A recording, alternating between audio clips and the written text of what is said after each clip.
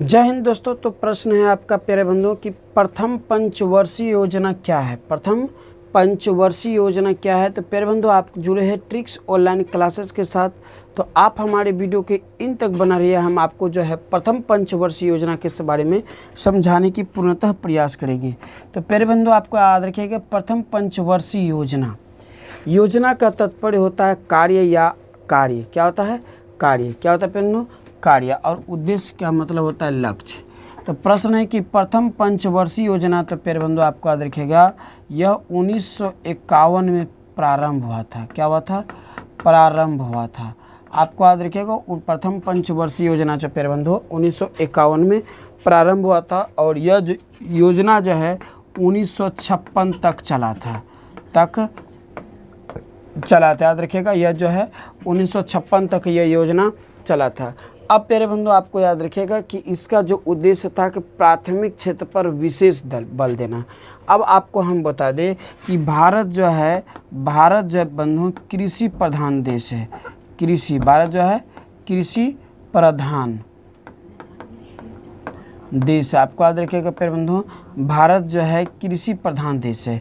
यहाँ के मुख्य लोगों को जो है यहाँ का जो लोग है यहाँ का अधिकांशतः लोग यहाँ का कहाँ का तो भारत का यहाँ के अधिकांशतः लोग जो है कृषि पर ही आधारित है। अब भी हैं और पहले भी थे। यहाँ के अधिकांशतः जो लोग जो है वह कृषि पर आधारित है। किस पर? कृषि पर आधारित है। किस पर? कृषि पर आधारित है। क्लियर? यहाँ के जो अधिकांशतः लोग जो है किस पर आधारित है? तो यहाँ के जो अधिकांशतः लोग जो है कृषि पर आधारित है। ठीक है, तो इसलिए यह योजना का मुख्य उद्देश्य रहा था कि कृषि के क्षेत्र में विशेष बल दिया जाए। कि इसका उद्देश्य क्या रहा था? तो इसका जो मुख्य उद्देश्य रहा था कि कृषि के क्षेत्र में कृषि के क्षेत्र में विशेष बल दिया जाए। विशेष बल दिया जाए। ठीक है ना, बल दिया जाए। क्या दिया जाए कि याद रखिएगा विशेष बल दिया जाए। ठीक है ना, तो आपको याद रखिएगा। तो आपको याद रखिएगा प्यारे बंधु आपको लिखना क्या है कि बोलेगा प्रथम पंचवर्षीय योजना देखा है अपन दीजिएगा। बोलेगा प्रथम पंचवर्षीय योजना 1921 में प्रारंभ हुआ था और यह 1956 अर्थात 5 सालों तक चला था। यह प्रथम पंचवर्षीय योजना का मुख्य उद्देश्य था कि प्राथमिक क्षेत्र पर विशेष क्या देना है? बल देना है। उस पर विशेष रूप से कार्य को योजनाबद्ध तरीके से करना है। क्यों? क्योंकि जब यानी कि 1951 से 1956 तक की बात किया जाए तो उस समय भी जो अधिकांशतः लोग कृषि पर आधारित थे, क्योंकि यहाँ के मुख्य जीने के जो साधन था कृषि था, और अब भी है अधिक जो कृषि, और हमारा देश जो है कृषि प्रधान देश है। इसलिए जो है इस पे जो है कृषि के क्षेत्र में एक विशेष बल दिया गया था, ताकि हमारी अर्थव्यवस्था, हमारी सामाजिक व्यवस्था, हमारी जो है देश की आर्थिक व्यवस्था तेज़ी से विकास हो सके। तो प्यारे बंधु मिलते हैं अगले वीडियो में। यहाँ तक के लिए सभी को जय हिंद, जय भारत। जय हिंद बंधु। तो जुड़ चुके हैं आप ट्रिक्स ऑनलाइन क्लासेस के साथ। तो प्यारे बंधु आप हमारे वीडियो के इन तक बने रहिएगा। मैं आपको ट्रिक्स और आसान भाषा से सिखाने के प्रयास करेंगे। तो प्यारे बंधु आपका प्रश्न था। सबसे पहले प्रश्न की बात चलते हैं। प्रश्न है कि योजना आयोग क्या है? योजना आयोग क्या है? प्रश्न है प्यारे बंधु योजना आयोग क्या है? तो प्यारे बंधु आपको सबसे पहले यह बात को समझना बहुत ही ज़रूरी होगा कि योजना आयोग की जो स्थापना हुआ था, इसका जो स्थापना हुआ था, तो आपको याद रखिएगा प्यारे बंधु योजना आयोग की जो स्थापना हुआ था 15 मार्च 1950 को। 15 मार्च 1950 को मतलब कहे तो हमारे देश को आज़ाद होने के 3 साल बाद। अब कहे कि देश हमारा आज़ाद कब हुआ है? तो प्यारे बंधु आपको हम बता दें कि 1947 में। देखिए क्या लिख दिया हम 1947 में। अब 47 3 और उधर 50 तो हो ही गया। तो 1947 में लगभग 3 साल के बाद आप देखिए इसलिए तो हमारा आज़ादी मिला। क्या मिला? आज़ादी मिला। क्या मिला? आज़ादी मिला। लेकिन हमारा संविधान लागू कब हुआ? संविधान को लागू जो किए हम लोग, लागू जो किए, तो संविधान को जो लागू किए तो प्यारे बंधु आपको याद रखिएगा 1950 में। तो 2 बार हम तिरंगा इसलिए फहराते हैं, एक बार जो हम झंडा फहराते हैं 15 अगस्त को, तो वह हम आज़ादी की खुशी में फहराते हैं, और दूसरी बार जो हम 26 जनवरी 1950 को, कब, 26 जनवरी आपको याद रखिएगा प्यारे बंधु, जनवरी 26 जनवरी को हम लोग जो झंडा फहराते हैं, यह झंडा जो फहरता हमारा संविधान जो लागू हुआ था, हमें जो हर प्रकार के अधिकार, सम्मान, गौरव जो प्राप्त हुआ, ये इसके खुशी में हम लोग 1950 को, 26 जनवरी 1950 को हम लोग तिरंगा फहराते हैं। तो यहाँ तो अलग की बात रहा, यानी कि इधर वो आज़ादी मिला 15 अगस्त 1947 को, और हमें कानून जो मतलब संविधान जो लागू हुआ 1950 के, इसलिए हम देश में 2 बार तिरंगे को फहराते हैं। यहाँ तक तो क्लियर। अब एक बात को समझिए, प्रश्न है बंधुओं की योजना आयोग क्या है। तो आप एक बात को समझिए, योजना आयोग का जब स्थापना हुआ 15 मार्च 1950, मतलब 3 साल के बाद। अब देखिए इसका जो है, इसका नाम बदलकर 2014 में इसका नाम जो है, यानी कि योजना आयोग को नाम बदलकर योजना आयोग को नाम बदलकर योजना आयोग को नाम बदलकर नीति आयोग रख दिया गया है। क्या रख दिया फिर बंधुओं, तो नीति आयोग रख दिया गया है, नीति आयोग रख दिया गया है। आदरे का फिर बंधुओं, तो 2014 में जो है योजना आयोग को नाम बदलकर नीति आयोग रख दिया गया है, नीति आयोग रख दिया गया। अब देखिए इसका कार्य क्या है, योजना आयोग कहिए या नीति आयोग कहिए, तो इसका कार्य है प्यारे बंधु, ध्यान से पढ़िएगा। इसका कुछ यहाँ पर देखिए, योजना आयोग के कुछ मुख्य कार्य इस प्रकार से है। तो आप 1 नंबर दे के लिखिएगा कि देश की पंचवर्षीय योजना का निर्माण करना। देखिए कोई भी नेता जो आता है प्यारे बंधुओं, वो कितने वर्ष के लिए आता है, 5 वर्षों के लिए, और 5 वर्ष में ही उसको ऐसा बजट तैयार करना, वैसे ही कार्य को योजना बनाना है जो 5 वर्षों तक में प्राय उसका क्या हो जाए कि कुछ न कुछ उसका निदान हो जाए। तो पहला इसका जो कार्य होता है योजना को, कि देश के पंचवर्षीय योजना का निर्माण करना। देश में 5 वर्ष के लिए कौन कौन योजना चलेगा, वो जो एक सूची या चार्ट बनाता है, कौन बनाता है, तो योजना आयोग। और उसका निगरानी करना, जो काम शुरू हो गया फील्ड पर यानी कि क्षेत्र में, तो उसका देख रेख करना भी योजना आयोग का काम होता है। कि सड़क, जैसे सड़क के मान लीजिए पास हुआ, तो सड़क से सही से बन रहा है या नहीं बन रहा है, कोई बहुत बड़ा भव्य कॉलेज बनवा रहे, कॉलेज में कार्य चल रहा है या नहीं चल रहा है, किस तरह से चल रहा है, ऐसा तो नहीं तो कुछ फुर्जड़ी उसमें मसाला डाल रहा है, गिट्टी डाल रहा है, यह सब जो जांच करने के जो कार्य होता है वह योजना आयोग का होता है। और उसका जो योजना बनाने का भी कार्य जो होता है वह योजना आयोग का ही होता है। तो पहला पॉइंट। दूसरा पॉइंट में आप यहाँ से लिखिएगा, आर्थिक नीति और योजनाओं का कार्यान्वयन मूल्यांकन करना, यानी कि आर्थिक स्थिति को देखना और योजनाओं को कार्यान्वयन तरीके से देखना, यह भी जो है योजना आयोग का कार्य होता है। तीसरा कार्य में आपको लिखिएगा प्यारे बंधुओं कि देश के आर्थिक विकास के लिए, देश की आर्थिक विकास यानी हमारा देश आगे बढ़े, विकास करे, तो कह रहा है देश के आर्थिक विकास के लिए। प्रश्न है प्यारे बंधुओं कि देश के आर्थिक विकास के लिए आवश्यक संसाधन, जो हमारा जो आवश्यक संसाधन है उस पर विशेष बल देना है। जैसे कृषि हो गया, पशुपालन हो गया, सड़कें हो गया, संसाधन हो गया, यानी कि वैसे संसाधन जो देश के लिए प्राथमिकता प्रदान करता हो, जो देश के लिए बहुत बहुत ज़रूरी हो, तो उसके लिए हमें क्या करना है, जो हमारा जो एक चार्ट या तैयार होता है वह भी योजना आयोग करते हैं। कौन करता है, योजना आयोग। अब देखिए केंद्र सरकार में केंद्र सरकार होते हैं, जैसे प्रधानमंत्री कहिए, और राज्य में जो है यानी कि राज्य सरकार होते हैं, जैसे कि मुख्यमंत्री कहिए। अब कराइए दोनों के बीच जो है सामान्य स्थापित होता है, दोनों आपस में बैठते हैं और हर राज्य के मुख्यमंत्री जो है अपनी केंद्र सरकार से मांगे करते कि हमारे जो राज्य में है सड़कें की बहुत अभाव है, जिससे नागरिक बहुत तरह से नागरिक की आर्थिक स्थिति सुधारे, तो आप हमारे सड़क के लिए इतना योजना पास करें ठीक है ना, या जैसे स्कूल बनवाएं या कृषि क्षेत्र के लिए इतना फंड हमें योजना दे, यह सब जो लाता है और ला करके फिर योजना आयोग में पेश किया जाता है। योजना जो है योजना आयोग उस हिसाब से सभी को वितरण करता है, ठीक है ना। तो यह सब जो कार्य है योजना आयोग को कार्य। तो प्यारे बंधु आपको यहाँ से प्रश्न आ जाएगा कि योजना आयोग की स्थापना कब हुआ था, तो बोलेगा योजना आयोग का स्थापना 15 मार्च 1950 को हुआ था। प्रश्न आ जाएगा कि योजना आयोग का नाम बदलकर क्या रख दिया गया है, तो योजना आयोग का नाम बदलकर नीति आयोग रख दिया गया है। योजना आयोग को नाम बदलकर नीति आयोग कब रखा गया, तो 2014 में रखा गया है, ठीक है, 2014 में रखा गया है। प्रश्न एक बात इधर से निकला था जो इससे हट के है, ठीक है ना। तो आपको याद रखेगा आज़ादी 1947 और संविधान लागू हुआ 1950, तो इसको अलग बात है। तो यहाँ तक ये सब बातों को लिखने के बाद लिखना है कि योजना आयोग की स्थापना 15 मार्च 1950 को हुआ था। 50 को हुआ था। इसको 2014 में नाम बदलकर योजना आयोग से नीति आयोग रख दिया गया है। इसका मुख्य उद्देश्य की जरिए बात करें, इसका मुख्य उद्देश्य है देश की अर्थव्यवस्था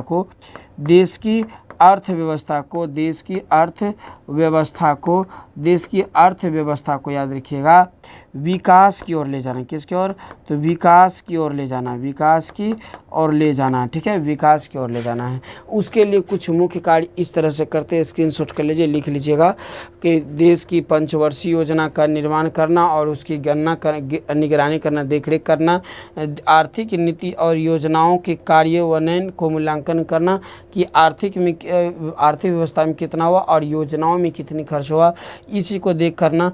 देश के आर्थिक विकास के लिए संसाधन की जैसे सड़क हो, रेल हो, पुल हो, कृषि हो, खाद हो, पानी हो, इत्यादि चीज़ को प्राथमिकता देते हुए उसे नागरिक तक पहुंचाना या प्राथमिकता, ठीक है ना, जल्दी से कार्य होना, समय पर नागरिक को प्राप्त हो जाना।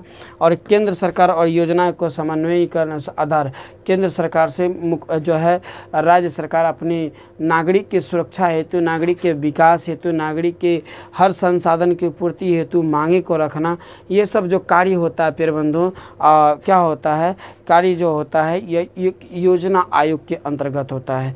तो मुझे विश्वास और आशा है कि आप हमारी बात को समझ पाए होंगे। यदि समझ गए तो प्यारे बंधुओं आप हमारे चैनल को सब्सक्राइब कर दीजिए, लाइक कर दीजिए, शेयर कर दीजिए, वो भी अपने सबसे प्यारे और नटखट दोस्तों के पास। तो यहाँ तक मिलते हैं आगे अगले वीडियो में, यहाँ तक ले सके। जय हिंद, जय भारत। तेरे निगाहों में दिल है ये बेचारा। तो प्यारे बंधु आप जुड़ चुके हैं ट्रिक्स ऑनलाइन क्लासेस के साथ। तो प्यारे बंधु आपको वीडियो के इन तक बने रहना है। मैं आपको हर प्रश्न को, हर एक बातों को ट्रिक्स विधि से बताने के प्रयास करेंगे। तो प्यारे बंधु आपका प्रश्न है कि आर्थिक न्याय क्या है। इसमें दो शब्द है, एक शब्द है आर्थिक और दूसरी शब्द है न्याय। न्याय का अर्थ होता है बंधु फैसला, सम्मान, अधिकार, फैसला, सम्मान, अधिकार। और आर्थिक का तात्पर्य समझिए क्या होता है। आर्थिक का तात्पर्य आप इस तरह से समझिए कि यदि आपके पास अच्छा खासा पैसा हो, हर चीज़ को समय पर निपटा लेते हो, जो मन में चाहते हो वो खरीद लेते हो, तो इसका तात्पर्य है कि आपकी आर्थिक स्थिति सही है। लेकिन आपके पास न धन पैसा हो, न घर की परिस्थिति सही हो, कोई चीज़ खरीदने और कुछ लेने से पहले कई बार सोचना पड़ता हो, तो इस परिस्थिति में आपकी आर्थिक स्थिति खराब है। तो आप मेरी बात को भली भांति समझ गए कि अब आर्थिक और न्याय क्या है। तो प्यारे बंधु आर्थिक न्याय क्या है, तो प्यारे बंधु समझिए क्या होता है कि आर्थिक न्याय का तात्पर्य है, आर्थिक न्याय का तात्पर्य है प्यारे बंधुओं, आर्थिक न्याय का, एक मिनट, आर्थिक न्याय का क्या लिख देते हैं हम,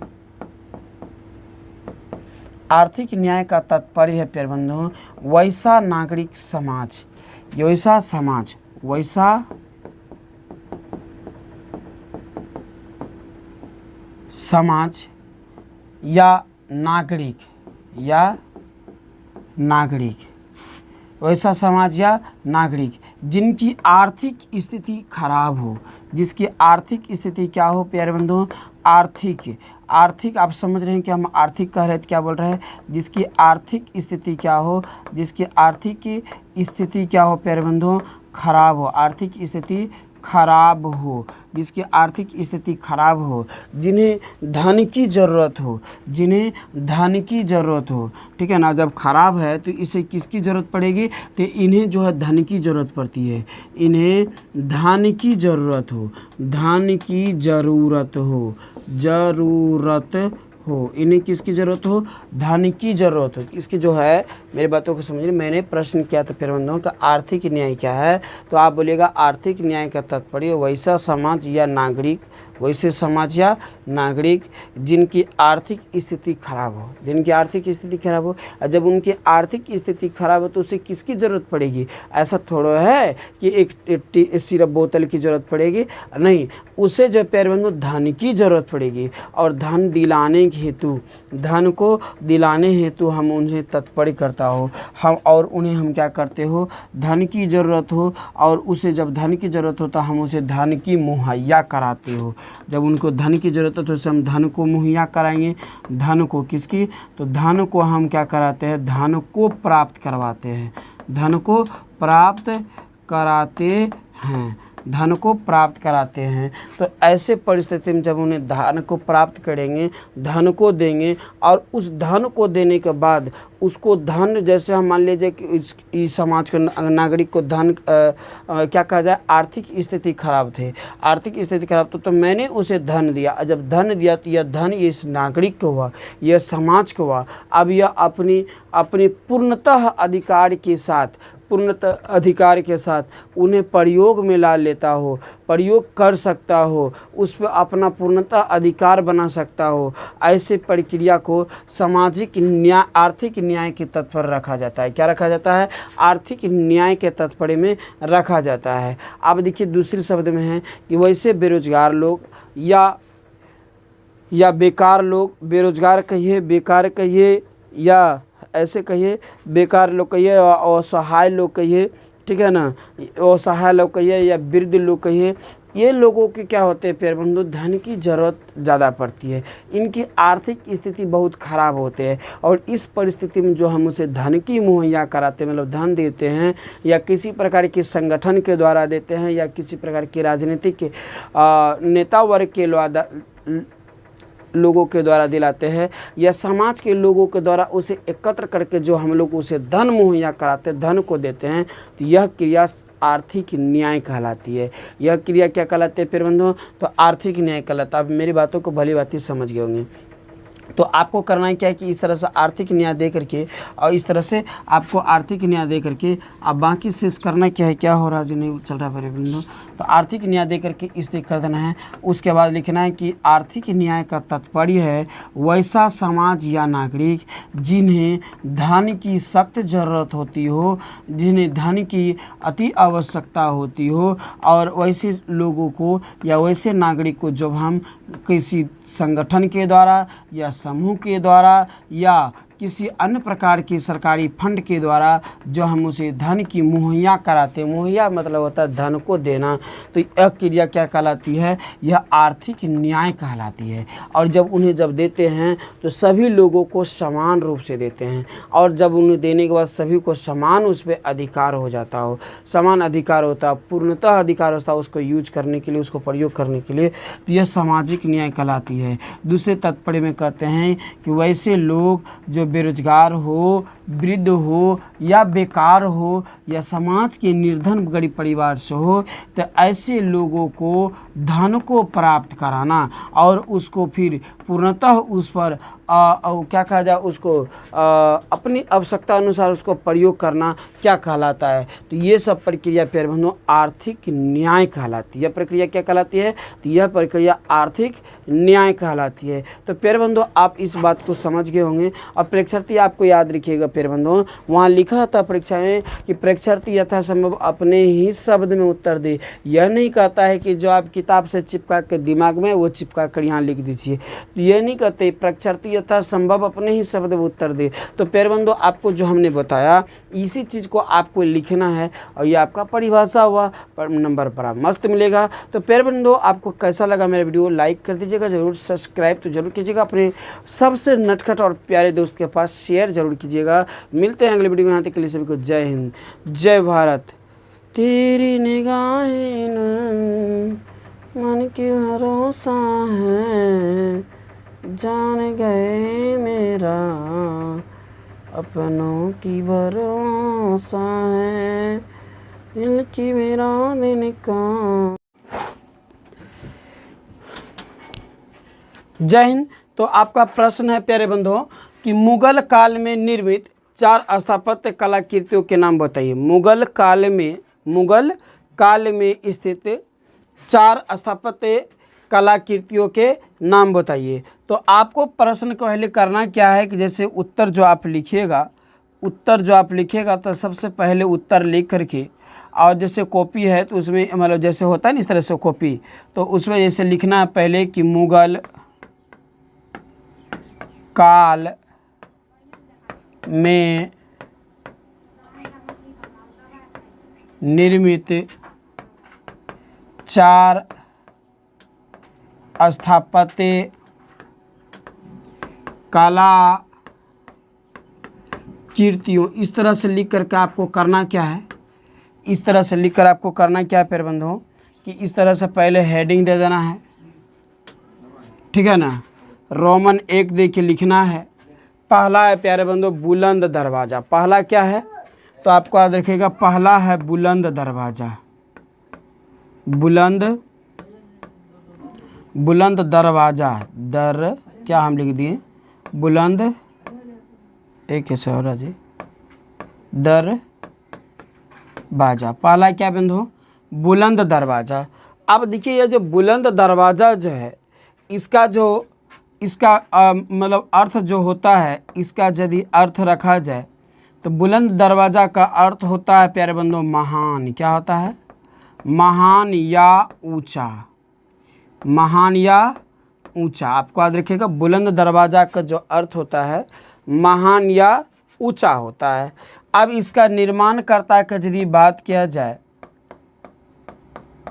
निर्माणकर्ता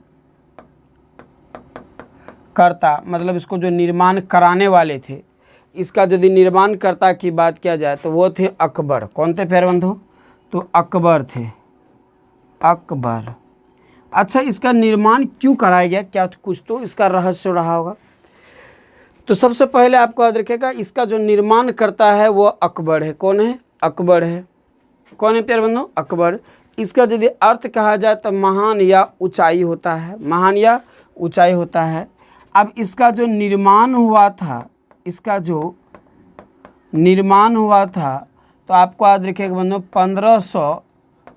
1500 क्या याद रखिएगा 1571 AD, 1571 AD मतलब एनो डोमिनी होता है। क्या होता है बंधु, एनो डोमिनी। AD का मतलब क्या होता है, तो एनो डोमिनी हुआ था। अब ये जो है बुलंद दरवाज़ा है कहाँ, तो आपको याद रखिए यह जो बुलंद दरवाज़ा जो स्थान है यह उत्तर प्रदेश में है। कहाँ प्यारे बंधु, तो उत्तर प्रदेश। आपको याद रखिएगा उत्तर प्रदेश, ठीक है। कहाँ याद रखिएगा, तो उत्तर प्रदेश आपको याद रखिएगा। कहाँ प्यारे बंधु, तो बुलंद दरवाज़ा जो है उत्तर प्रदेश में है, जिसे हम यूपी भी कहते हैं, जिसे हम शॉर्टकट में यूपी भी कहते हैं। अभी वर्तमान में यहाँ का मुख्यमंत्री जो है आदित्य योगीनाथ है, ठीक है। तो प्यारे बंधु आपको याद रखिएगा कि इसका जो है प्यारे बंधु आपको याद रखिएगा ये कहाँ पर है, तो उत्तर प्रदेश में है। और इसका जो निर्माण हुआ था कब, तो 1571 में हुआ था। याद रखिएगा 1571 आपको याद रहेगा कब हुआ था, तो 1571 AD में हुआ था। आपको याद रखिएगा 1571 AD मतलब एनो डोमिनी, एनो डोमिनी। क्या याद रखिएगा बंधु, तो एनो डोमिनी याद रखिएगा, डोमिनी, एनो डोमिनी मतलब। तो आपका प्रश्न ऑब्जेक्टिव यह भी कभी कभी पूछ लेगा कि बुलंद दरवाज़ा के निर्माण कब हुआ था, तो 1571 AD आपको याद रखिएगा। बुलंद दरवाज़ा का निर्माण किसने करवाया था, तो आपको याद रखिएगा बुलंद दरवाज़ा का निर्माण अकबर ने करवाया था। प्रश्न पूछ देगा कि बुलंद दरवाज़ा कहाँ स्थित है, बुलंद दरवाज़ा कहाँ स्थित है, तो बुलंद दरवाज़ा जो प्यारे बंधु आपको याद रखिएगा बुलंद दरवाज़ा उत्तर प्रदेश में है। अब इसका उद्देश्य क्या था, तो अकबर के द्वारा गुजरात के विजय होने पर कराया था। इसका जो निर्माण कराया गया था कब, तो अकबर के द्वारा, आपको याद रखिएगा बंधु, इसका जो निर्माण कराया था अकबर के द्वारा हुआ था। पेन बदल जाइए। तो इसका जो निर्माण हुआ था प्यारे बंधु, आपको याद रखिएगा, इसका जो निर्माण हुआ था अकबर के द्वारा, अकबर के द्वारा गुजरात विजय पर हुआ था। गुजरात के विजय लक्ष्य में हुआ था, विजय पर हुआ था। मतलब मेरी बात को समझे, इसका जो बुलंद दरवाज़ा का निर्माण करवाया था किस लक्ष्य के आधार पर, तो गुजरात के विजय होने के आधार पर। विजय मतलब गुजरात को जब वो जीता था उसके खुशी में जो है यह बुलंद दरवाज़ा का निर्माण किया था। किसका, बुलंद दरवाज़ा का निर्माण किया था। अब आपको याद रखिएगा कि इसमें जो है प्यारे बंधु, आपको याद रखिएगा अकबर का, किसका, अकबर का फारसी में इसमें शिलालेख लिखा गया है। किसमें, तो अकबर का बारे में जो है इस पर बुलंद दरवाज़ा पर फारसी में, किसमें, तो आपको याद रखिएगा फारसी भाषा में शिलालेख कराया गया है। क्या हम लिख दिए, शिलालेख,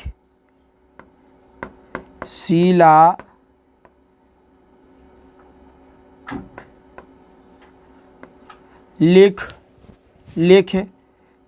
मिलता है। क्या होता है, शिलालेख मिलता है। क्लियर। तो आपको यह प्रश्न आ जाएगा प्यारे बंधु कि अकबर का शिलालेख कहाँ पे मिलता है, तो अकबर का शिलालेख बुलंद दरवाज़ा पे है।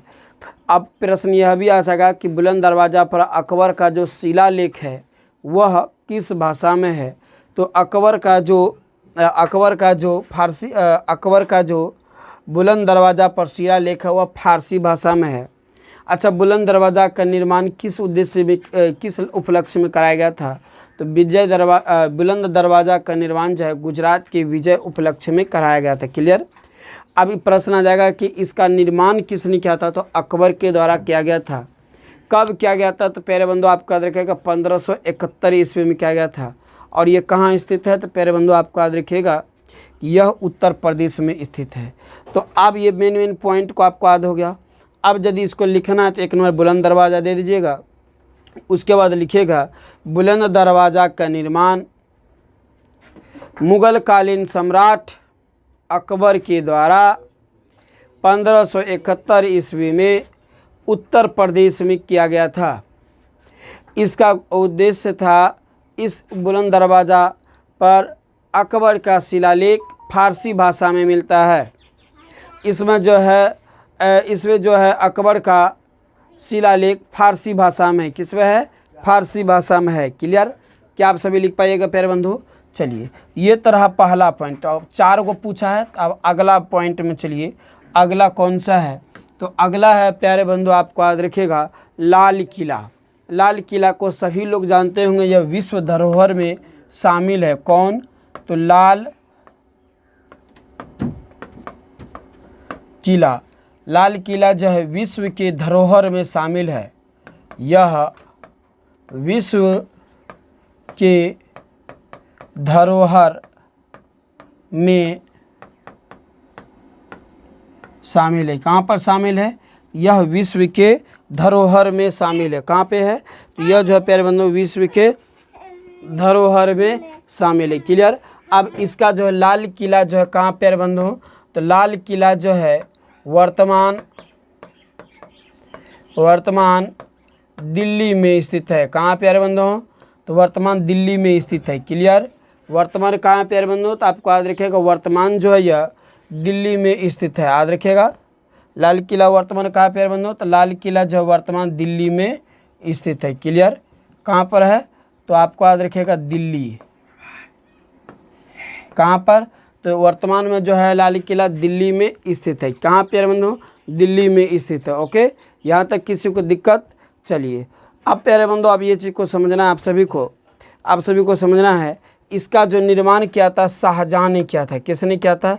तो इसका जो निर्माण किया था शाहजहाँ ने किया था। कौन किया था? तो इसका जो निर्माण किया था प्यारे बंधुओं, इसका जो निर्माण किया था तो शाहजहाँ ने किया था। जहाँ याद रखेगा, इसका निर्माण किसने किया था प्यारे बंधु? तो आपको याद रखेगा शाहजहाँ ने किया था। किसने?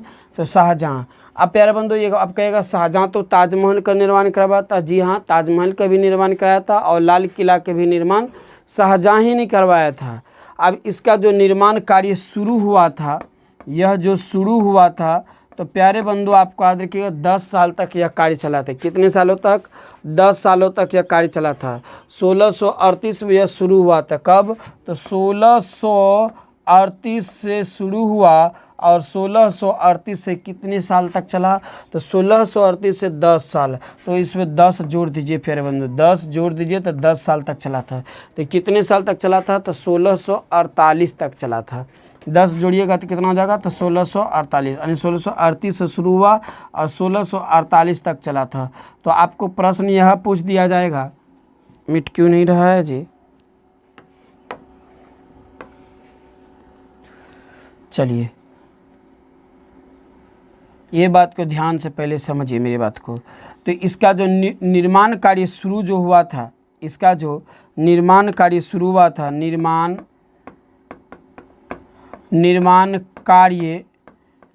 कार्य जो शुरू हुआ था तो 1638 से शुरू हुआ था और 1638 से शुरू हुआ था और 1648 तक चला था। कहाँ तक? यह जो निर्माण कार्य जो हुआ था शुरू, यह कब से हुआ था? तो 1638 से शुरू हुआ और 1648 तक चला। 1638 से शुरू हुआ और 1648 तक चला, अर्थात कहे तो 10 साल तक चला था। 10 सालों तक चला था। कितने? तो आपको याद रखिएगा 10 सालों तक चला था। 10 सालों तक चला था। मेरी बात को ध्यान से फिर सुनिए। लाल किला का निर्माण जो है, लाल किला एक विश्व धरोहर में शामिल है। लाल किला क्या प्यारे बंधु? विश्व धरोहर में शामिल है। और इसका जो निर्माण किया था प्यारे बंधु, आपको याद रखिएगा, इसका जो निर्माण किया था तो शाहजहाँ ने किया था। किसने किया था? शाहजहाँ ने। और शाहजहाँ कौन सम्राट था? यह मुगल सम्राट था। कौन? तो मुगल। याद रखिएगा, यह जो है मुगल सम्राट में शामिल है। किसमें? यह मुगल सम्राट, ठीक है। यह मुगल सम्राट में क्या प्यारे बंधु? शामिल, यानी कि यह मुगल सम्राट है। शाहजहाँ कौन सम्राट है? तो शाहजहाँ जो प्यारे बंधु मुगल सम्राट है। शाहजहाँ कौन सम्राट है? तो शाहजहाँ जो प्यारे बंधु मुगल सम्राट है। क्लियर? अब इसका जो निर्माण कार्य हुआ था प्यारे बंधु कब? तो 1638 में शुरू हुआ था और 1648 तक चला था। कितने साल तक काम हुआ था? तो 10 सालों तक काम हुआ था। वर्तमान में कहाँ है? तो दिल्ली में है। वर्तमान कहाँ प्यारे बंधु? यह दिल्ली में है। अब इसका आकार यदि पूछ ले कि यह किस आकार की है, आकार की बात पूछ ले तो आपको याद रखिए यह अष्टकोण आकार की है। यह भी प्रश्न कभी कभी पूछ लिया जाता है कि दिल्ली की लाल किला किस आकार की है। तो दिल्ली की लाल किला जो है अष्टकोण आकार की है। किस आकार की है प्यारे बंधु? तो अष्टकोण आकार की है। ठीक है, अष्टकोण आकार की है। ठीक है। अब देखिए, तो आपको मेन पॉइंट आपको आ रहेगा कि दिल्ली का जो लाल किला है वह शाहजहाँ के द्वारा बनाया गया था। इसका कार्य 1638 से शुरू हुआ और 1648 तक चला था। इसका जो कार्य अवधि था 10 साल का रहा था। कितने सालों को? 10 सालों को रहा था। यह वर्तमान दिल्ली में स्थित है, जो मुगल सम्राट के द्वारा बनाया गया है। इसका यदि आकार की बात करें, यह अष्टकोणीय आकार की है। कैसे है प्यारे बंधुओं? तो अष्टकोणीय आकार की है। क्लियर? तो फिर से आपको बोलना है कि दिल्ली का लाल किला का निर्माण किसने करवाया था। तो आपको याद रखिएगा, दिल्ली के लाल किला का निर्माण, दिल्ली का लाल किला का निर्माण सम्राट अशोक ने करवाया था। सम्राट शाहजहाँ ने, किसने? सम्राट शाहजहाँ ने करवाया था। दिल्ली का लाल किला का निर्माण कब शुरू हुआ था? तो दिल्ली का लाल किला का निर्माण 1638 ईस्वी में शुरू हुआ था। दिल्ली का लाल किला का निर्माण कब तक चला था? तो 1638 से 10 जोड़िए 1648 तक चला था। ठीक है, यानी 10 साल की अवधि रहा था। ठीक है। अब प्यारे बंधु प्रश्न यह भी पूछ लेगा कि दिल्ली का लाल किला कहाँ स्थित है, तो लाल किला जो वर्तमान दिल्ली में स्थित है, यह एक विश्व धरोहर में शामिल है जिसका आकार अष्टकोण है। तो आप क्या कीजिएगा, लाल किला देखा हाइफन दीजिएगा, बोलेगा यह लाल किला एक विश्व धरोहर में सम्मिलित है जिसकी आकार अष्टकोणाकार की है, वर्तमान में यह दिल्ली में स्थित है। इसका निर्माण शाहजहाँ के द्वारा किया गया था। यह एक मुग़ल सम्राट है। शाहजहाँ कैसे है, मुग़ल सम्राट है, ठीक है, मुग़ल सम्राट है। इसका कार्य 10 साल तक अवधि तक रहा था। इसका जो कार्य निर्माण था 10 सालों तक हुआ था। कितने, 10 साल तक ये बनते रहा था। इसका निर्माण कार्य शुरू जो है 1638 में हुआ था और 1648 तक चला था। प्यारे बंधु क्या आप लिख पाइएगा, एक बार जरूर बताइए आप सभी, ठीक है। चलिए आपका तीसरा, हमने प्रश्न को क्या था प्यारे बंधु, प्रश्न था आपका यहाँ पे कि मुगल काल में निर्मित 4 स्थापत्य कलाकृतियों के नाम बताए। तो पहला आपको यहाँ हो गया, दूसरा हो गया प्यारे बंधु आपका यहाँ पे लाल किला, तीसरा ये प्यारे बंधु तो हो गया कौन, तो ताजमहल। आपको याद रखिएगा तीसरा नंबर में क्या याद रखिएगा, तो ताजमहल। ताजमहल तो प्यारे बंधु आपको याद रखिएगा जो ताजमहल है वर्तमान उत्तर प्रदेश में स्थित है। कहाँ प्यारे बंधु, तो ताजमहल भी वर्तमान कहाँ प्यारे बंधु, यह भी उत्तर प्रदेश में स्थित है। ताजमहल भी वर्तमान में कहाँ प्यारे बंधु, यह भी जो है प्यारे बंधु उत्तर प्रदेश में क्या है, स्थित है। क्लियर यहाँ पर, यहाँ तक किसी को दिक्कत। आपको याद रखिएगा ताजमहल का निर्माण पहले जो है, निर्माणकर्ता का यदि बात किया जाए, निर्माणकर्ता का यदि बात किया जाए, इसका भी निर्माणकर्ता शाहजहाँ थे। कहाँ, शाहजहाँ। इसका भी निर्माणकर्ता कौन था, तो शाहजहाँ थे। कौन थे, तो इसका भी निर्माणकर्ता प्यारे बंधु शाहजहाँ थे, शाहजहाँ। इसका निर्माणकर्ता कौन था प्यारे बंधु, शाहजहाँ था। अब यह जो है अपनी बीबी पसंदीदा किसका, तो मुमताज़ के यादों में करवाया था। शाहजहाँ जो है इसका जो निर्माण करवाया था, इसका पसंदीदा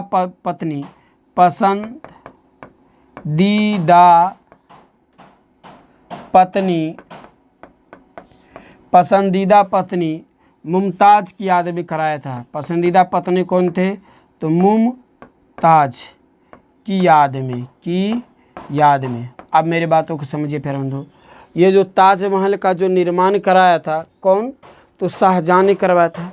शाहजहाँ कौन शासक था, यह मुग़ल शासक था। कौन, तो मुग़ल शासक था, ठीक है।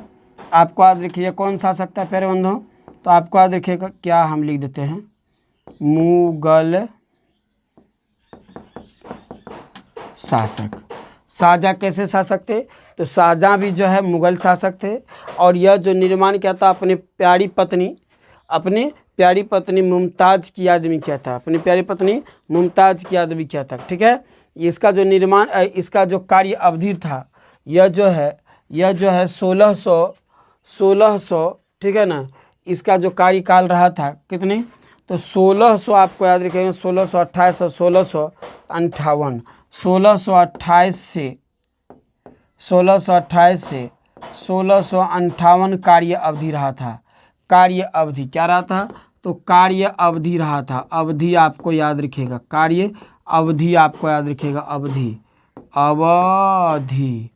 ठीक है प्यारे बंधु। इसका जो कार्य अवधि रहा था तो 1628 से 1658 रहा था, ठीक है। 1628 से 1658 रहा था, ठीक है। तो यहाँ तक क्लियर प्यारे बंधु। आप वर्तमान में यदि इसका कहा जाए, ठीक है, इसका मुख्य वास्तुकार जो था, इसको बनाने वाला था उस्ताद अहमद लाहौरी। कौन था प्यारे बंधु, तो उस्ताद अहमद लाहौरी। इसका निर्माण जो है, इसका जो मुख्य वास्तुकार था, मुख्य वास्तुकार मतलब बनाने वाला, वो था प्यारे बंधु उस्ताद, एक मिनट क्यों नहीं मिट रहा जी, तो उस्ताद आपको याद रखिएगा, उस्ताद क्या नाम था, तो उस्ताद अहमद अहमद अहमद लाहौरी लाहौरी याद रहेगा प्यारे बंधु। तो आपको याद रखिएगा जो ताजमहल का जो मुख्य वास्तुकार था, मतलब बनाने वाला, वास्तुकार मतलब होता है प्यारे बंधु बनाने वाला, वह उस्ताद अहमद लाहौरी थे। क्या थे? उस्ताद अहमद लाहौरी। और इसका जो है कार्यकाल कहिए किसका? शाहजहाँ का यदि कार्यकाल कहिए तो इसका जो कार्यकाल रहा था कब? तो 1628 से लेकर 1658 तक रहा था। इसका जो निर्माण कार्य का इसको जो निर्माण करता था वह शाहजहाँ था, जो मुग़ल सम्राट थे। कौन थे? मुग़ल शासक कहिए थे, ठीक है ना। और इसका बनाने का मुख्य उपलक्ष्य था मुमताज़ की याद। मुमताज़ की याद क्या था प्यारे बंधुओं? तो मुमताज़ की याद था। क्या था? तो मुमताज़ की याद था। अब आपका अगला पॉइंट आप लिखिएगा प्यारे बंधुओं, आपको अगला लिखिएगा बीबी की मकबरा। अगला प्रश्न है प्यारे बंधुओं, आप इसमें अगला पॉइंट लिखिएगा चौथा नंबर में, बीबी की मकबरा। मकबरा तो आपको याद रखिएगा बीबी की मकबरा।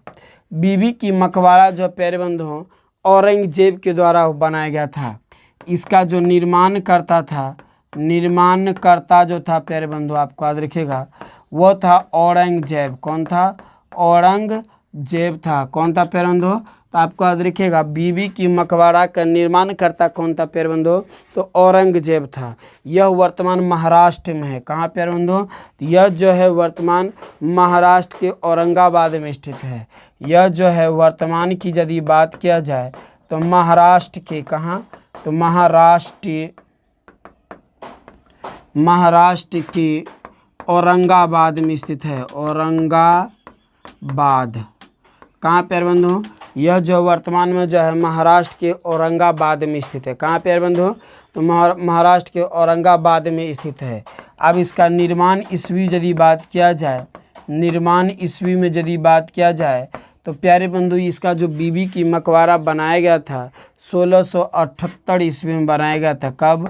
1678 ईस्वी में। याद रखिएगा 1678 ईस्वी में बनाया गया था। मतलब इतनी सी बात समझिए, इसका जितना भी काल हुआ था शुरू 1678 से ही स्टार्ट हुआ था। तो यहाँ तक क्लियर। तो बीबी के मकबरा कब बनाया गया था? तो प्यारे बंधु बीबी के मकबरा 1678 में बनाया गया था। बीबी के मकबरा कहाँ है? तो महाराष्ट्र के औरंगाबाद में स्थित है। बीबी की मकबरा किसके द्वारा बनाया गया था? तो बीबी की मकबरा जो औरंगाबाद के द्वारा बनाया गया था। यदि बुलंद दरवाज़ा की बात करें तो बुलंद दरवाज़ा का अर्थ होता है, प्यारे बंधु बोलिएगा, बुलंद दरवाज़ा का अर्थ होता है, तो बुलंद दरवाज़ा का अर्थ होता है महान या ऊंचाई। बुलंद दरवाज़ा का निर्माण किसने करवाया था? तो बुलंद दरवाज़ा का निर्माण जो है सम्राट अकबर के द्वारा किया गया था। कब हुआ था? तो 1571 ईस्वी, यानी 1571 एडी मतलब एनो डोमिनी। कहाँ पर? तो उत्तर प्रदेश हुआ था प्यारे बंधुओं। और इसका जो निर्माण कराने का मुख्य उपलक्ष्य जो था गुजरात को विजय पाना। और यहीं पर जो है बुलंद दरवाज़ा पर ही अकबर के जो है फारसी भाषा में शिलालेख किया गया है। लाल किला की बात करें तो लाल किला जो है शाहजहाँ ने बनाया था, और ताजमहल भी जो है शाहजहाँ ने बनाया था। ताजमहल जो अपनी पत्नी मुमताज़ की याद में बनाया था। और लाल किला जो है प्यारे बंधुओं, लाल किला जो है वो जो है दिल्ली में जो स्थित है, वह जो है दिल्ली में स्थित है। कहाँ बंधु? दिल्ली में स्थित है। इसका जो निर्माण कार्य है 1638, इसका निर्माण कार्य 1638 और 1638 इसका क्या है? निर्माण कार्य है। और इसका जो चला था प्यारे बंधु कब तक में बन करता था? 1648, यानी 10 साल के बाद जो है ये बनकर तैयार हुआ था। तो प्यारे बंधु क्या आप सभी को मिला का आप लिख पाइएगा? यस या नो जरूर बताइए। यदि अच्छा लगा हो वीडियो तो अपने फ्रेंड्स के पास शेयर जरूर कीजिए, और लाइक करना तो जरूर मत भूलिए। सब्सक्राइब आपकी मर्जी की बात है, और मुझे आशा और विश्वास है कि आप सब्सक्राइब भी कर दीजिएगा। मिलते हैं प्यारे बंधु यहाँ तक अगली वीडियो में। यहाँ तक जय हिंद, जय भारत, अगले प्रश्न के साथ।